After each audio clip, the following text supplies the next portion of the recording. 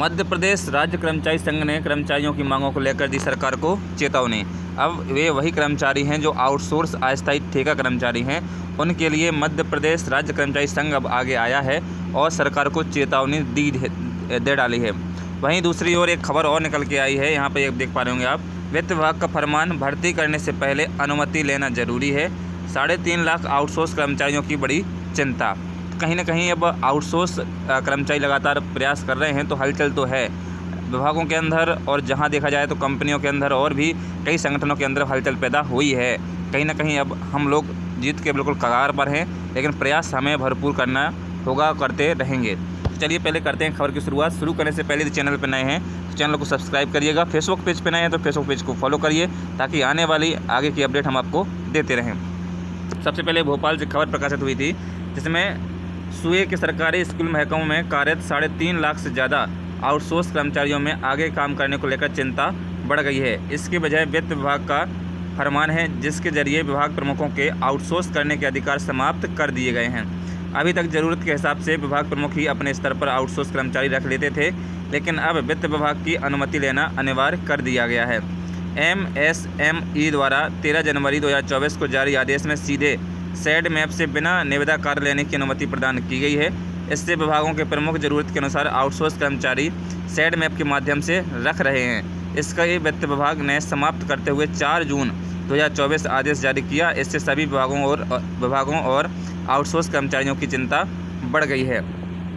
Outsource के भरोसे चल रहे हैं ऑफिस, तो बहुत सारे ऑफिस ऐसे हैं कि जो सिर्फ आउटसोर्स कर्मचारियों के भरोसे चल रहे हैं, वहाँ एक भी कर्मचारी नियमित नहीं है। ऐसी हर विभाग में है, ऐसा एक विभाग में नहीं, ऐसा हर विभाग में लगभग होना तय है और चल भी रहा है कई जगह पे। तो रेगुलर स्टाफ की कमी होने के लगभग सारे शासकीय कार्यालय इन्हीं आउटसोर्स कर्मचारियों के भरोसे चल रहे हैं। इनसे भी सबसे ज़्यादा तादाद डाटा एंट्री ऑपरेटर्स की है, जो सैड मैप के माध्यम से विभिन्न कार्यालयों में रखे गए हैं। इनकी तादाद करीब 1.5 लाख से ज़्यादा है। वित्त विभाग से अनुमति लेंगे, ऐसा इसमें कहा गया है। इससे पूर्व से कार्यरत आउटसोर्स कर्मचारी प्रभावित नहीं होंगे, उनकी सेवाएं बरकरार रहेंगे। अब आगे से आउटसोर्स के पूर्व विभाग प्रमुखों को वित्त विभाग से अनुमति लेनी होगी। मनीष सिंह, प्रमुख सचिव वित्त विभाग। तो यहाँ पर प्रमुख सचिव वित्त विभाग का अच्छा बयान है। इसमें स्पष्ट लिखा हुआ है कि जो पूर्व से आउटसोर्स कर्मचारी काम कर रहे हैं, उन पर इस पर कोई प्रभाव नहीं पड़ेगा, वो कर्मचारी ज्यों के त्यों नौकरी करेंगे।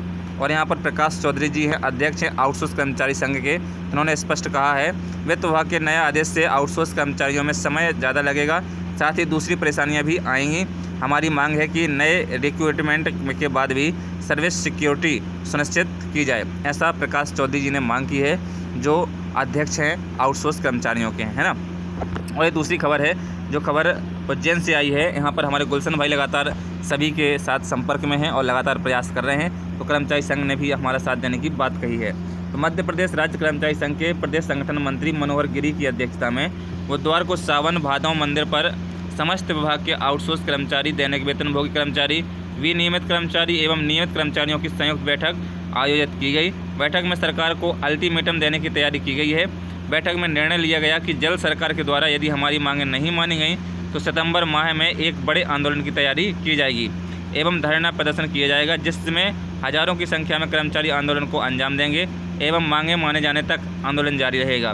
बैठक के दौरान इन प्रमुख मुद्दों पर चर्चा की। जो मुद्दे हैं वो मैं मुद्दे आपको विस्तार से बताऊंगा।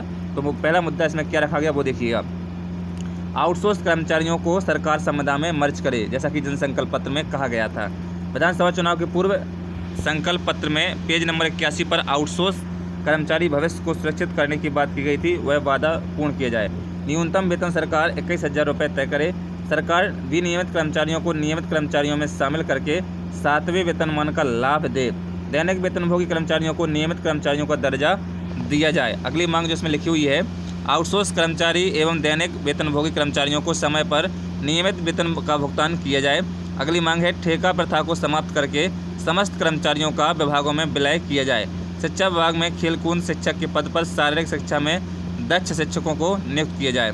इस प्रकार से आगे परमानेंट कर्मचारियों की बात कही गई है, लेकिन हमारे आउटसोर्स अस्थायी ठेका कर्मचारियों की बात यहाँ पर ही इस पॉइंट तक की गई थी और आगे इसमें नियमित कर्मचारियों की बात की गई है। तो यहाँ पर कई चीज़ें हैं, कई चीज़ों के बारे में चर्चा हुई, आंदोलन के बारे में विस्तार पूर्वक वहाँ पे बैठ के चर्चा हुई। तो कहीं ना कहीं हमारे जो आउटसोर्स के साथी हैं, जो आउटसोर्स के संगठन हैं, लगातार प्रयास कर रहे हैं। और एक और वासुदेव शर्मा जी 22 सितंबर को एक आह्वान किया है, बहुत बड़ा आह्वान, जिसमें भोपाल में एक बड़ी संख्या में जन सैलाब आएगा, जो धरना नहीं आंदोलन होगा। आंदोलन के साथ साथ कई चीज़ें वहाँ पे देखने को मिलेंगी। तो कहीं ना कहीं अब हमें एक होकर के एक मंच पे आकर के लड़ाई लड़नी होगी। तो साथियों, चैनल को सब्सक्राइब करिएगा, फेसबुक पेज को फॉलो करिए, ताकि हम एक दूसरे से जुड़ सकें और आपको समय से न्यूज़ मिलती रहे। Thanks for watching. मिलते हैं नई वीडियो में नई अपडेट के साथ। जय हिंद, जय भारत, टेक केयर।